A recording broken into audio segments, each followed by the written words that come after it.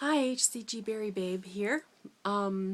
Just wanted to vlog a little further on the idea of motor memories and how tied we can become to doing something that may not be good for us just because it's what we've always done.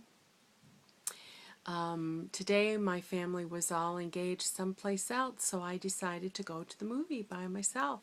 And I went to see the new Star Trek movie and got a kick out of it. I'm a Trekkie from way back when the original series was on TV, and so was very pleased at how true to the personalities of the characters and the music they've kept this new version.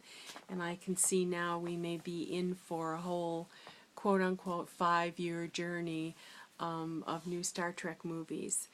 But the thing that was distinctive for me about today's trip to the theater was when I first walked in, I was assaulted by the smell of popcorn.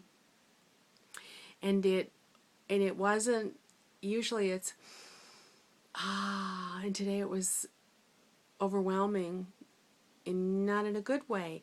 And I said to the little girl who sold me my ticket, I said, do your clothes smell like that when you go home? And she says, and my hair, and yes, everything smells like it. And she kind of rolled her eyes. And so for her, that smell is not a good association. But for me, after that point, I forgot all about it. Now, the last time I'd gone to the theater, I had been interested in other people with their popcorn. But I haven't had popcorn at the movie in a long time, and it was just one of those things that I decided if I was going to go to the movie, I had to learn to do it without the popcorn because I can go to the matinee for $4 or $5 and enjoy the theater, but to add $5 on top of it for popcorn doubles the cost, but also the cost to my diet, whatever it was horrendous. So I was delighted that today the popcorn was a non-issue for me. I usually smuggle in a couple bottles of water now and try and get my water in during the movie. And the worst part of the movie was that I had to go to the bathroom for a good part of it, and I didn't want to miss any action, so as soon as the movie was over, I took off in a hurry. But just want to mark that I had always had popcorn at the theater. When my kids were little, there was a dollar store next to the theater we would go to, and we'd go to the dollar store and we'd load up on candy, and I'd smuggle in bottles of pop and juice boxes, and we would buy a popcorn to share because you usually get big refills on the big ones, free refills on the big ones, and we might buy one pop and keep refilling it, but more often than not I didn't buy the pop.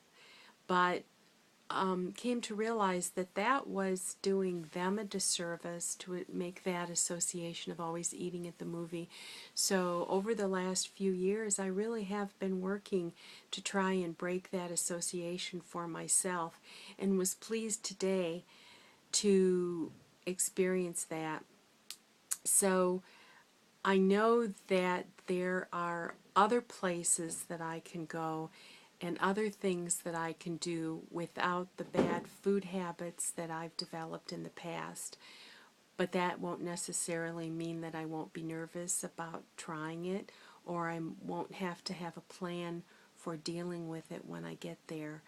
And so just want to encourage all of you, when your friends are going out and doing things, not to be afraid.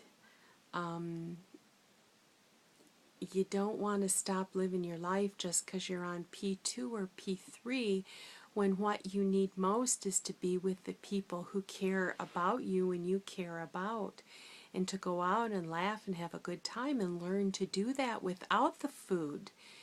was very frustrating for me because it was trying to think one night of something to do that didn't involve spending money, and my knee was still in a bum way, so I couldn't walk or I couldn't bike ride, and to go to a restaurant or go out to eat didn't work. So my husband and I just kind of sat there and looked at each other. It was like, well, this is lousy.